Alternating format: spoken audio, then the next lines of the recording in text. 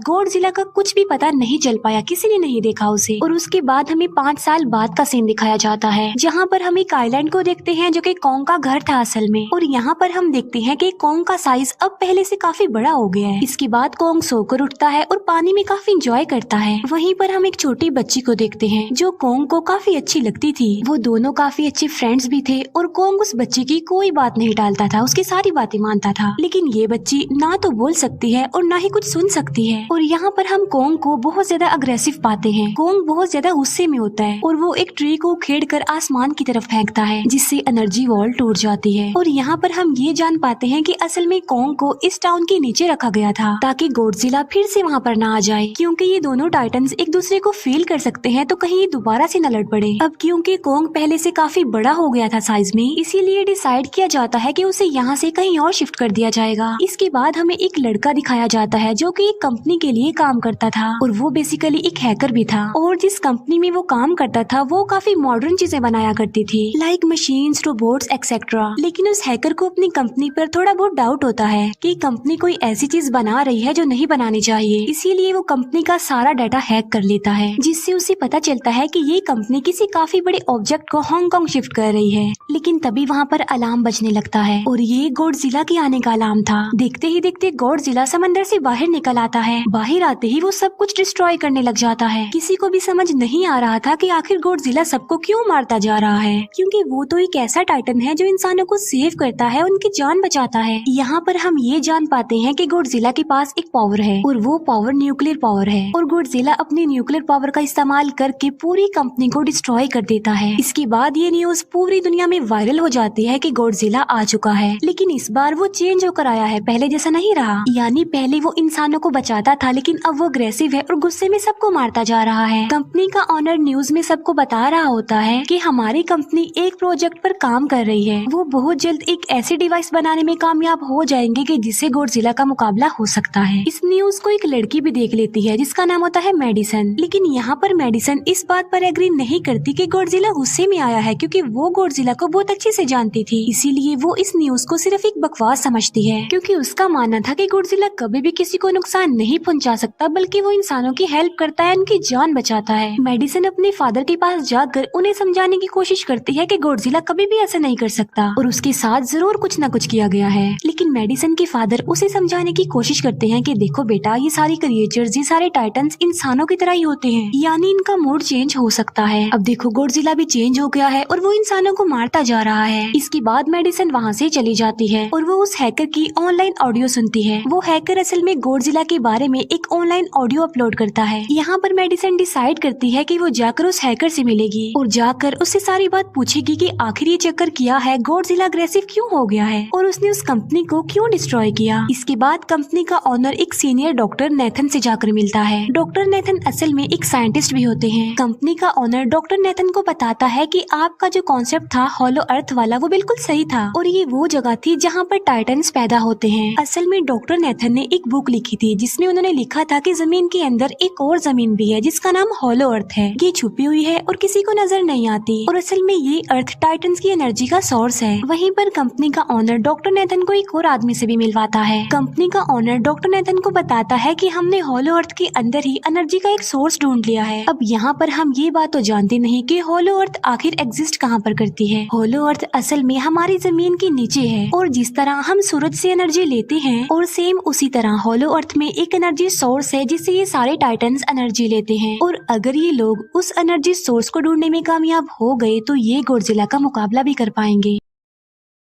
Doctor Nathan उनसे पूछता है कि आखिर हम उस हॉलो अर्थ तक जाएंगे कैसे, क्योंकि अब से कुछ साल पहले मेरे भाई ने भी वहाँ पर जाने की कोशिश की थी लेकिन वो नहीं जा पाया और मर गया। यहाँ पर हम ये बात भी जान पाते हैं कि हॉलो अर्थ में ग्रेविटी नहीं होती, इसीलिए वहाँ पर हर चीज हवा में उड़ने लगती है। जिस पर कंपनी का ऑनर डॉक्टर नेथन को कहता है कि आपको इस बारे में फिक्र करने की कोई जरूरत नहीं है, क्योंकि हमारी कंपनी ने एक एंटी ग्रेविटी कार बनाई है जिसकी मदद से हम वहाँ यानी हॉलो अर्थ पर जाएंगे। कंपनी का ऑनर ये भी बताता है कि हर टाइटन टाइटन्स में एक एबिलिटी होती है जिसकी मदद से हर टाइटन अपने घर को ढूंढ सकता है, इसीलिए हमें एक कॉन्ग की हेल्प लेनी चाहिए। इसके बाद डॉक्टर नेथन अपनी एक फ्रेंड जो कि डॉक्टर भी थी उससे मिलते हैं और ये फीमेल डॉक्टर कॉन्ग की देखभाल भी करती थी। डॉक्टर नेथन उस फीमेल डॉक्टर को समझाने की कोशिश करते हैं कि हमें कॉन्ग को उसके घर पर भेजना चाहिए और उसका घर होलो अर्थ है क्योंकि हम उसे ज्यादा टाइम के लिए यहाँ पर नहीं रख सकते और अगर वो यहाँ से बाहर निकला भी तो गॉडजिला उस पर अटैक कर देगा, इसीलिए कॉन्ग सिर्फ होलो अर्थ में ही सेफ रह सकता है। अब थोड़ी बहस के बाद फाइनली वो फीमेल डॉक्टर भी इस बात के लिए एग्री हो जाती है क्योंकि इसके अलावा उनके पास और कोई ऑप्शन जो नहीं था। फिर ये लोग अपनी पूरी आर्मी के साथ कॉन्ग को होलो अर्थ की तरफ ले जाने लगते हैं। कॉन्ग को ये लोग चेन से बांध कर ले जा रहे थे। कॉन्ग की फ्रेंड यानी वो छोटी बच्ची कॉन्ग से इशारों में बातें करती है। बच्ची बताती है कि कॉन्ग को गुस्सा आ रहा है क्योंकि उसे जंजीरों से बांधा हुआ है। आर्मी का लीडर उस फीमेल डॉक्टर को कहता है कि हम गॉडजिला के रास्ते से नहीं गुजरेंगे और हम किसी दूसरे रास्ते से ही जाएंगे ताकि गॉडजिला को पता न चल पाए, जिस पर वो फीमेल डॉक्टर कहती है कि जी हाँ बिल्कुल हमें ऐसा ही करना चाहिए क्योंकि गॉडजिला और कॉन्ग की काफी पुरानी दुश्मनी है क्योंकि वो दोनों ही खुद को मॉन्स्टर्स का किंग समझते हैं और अगर वो दोनों एक दूसरे के सामने आ जाते हैं तो तबाही मचा देंगे। फिर हम मेडिसन को देखते हैं जो कि अपनी फ्रेंड को लेकर उस हैकर से मिलने जाती है। यहाँ पर वो हैकर उन लोगों को बताता है कि असल में कंपनी एक काफी बड़ी चीज बना रही है और उस चीज को बनाकर हांगकांग शिफ्ट कर दिया जाएगा, लेकिन गॉडजिला को ये बात पसंद नहीं आई, इसीलिए उसने उस कंपनी पर अटैक करके उसे डिस्ट्रॉय कर दिया। फिर हम देखते हैं कि कॉन्ग वाली शिप में अलार्म बजने लगा है। वो बच्ची फीमेल डॉक्टर को बता रही होती है कि गॉडजिला आ रहा है। डॉक्टर नेथन कहता है कि अब क्योंकि गॉडजिला बाहर आ रहा है तो हमें कॉन्ग को भी आजाद कर देना चाहिए, यानी उसकी चेन्स खोल देनी चाहिए ताकि वो गॉडजिला का मुकाबला करके हम सबको बचा ले। और अब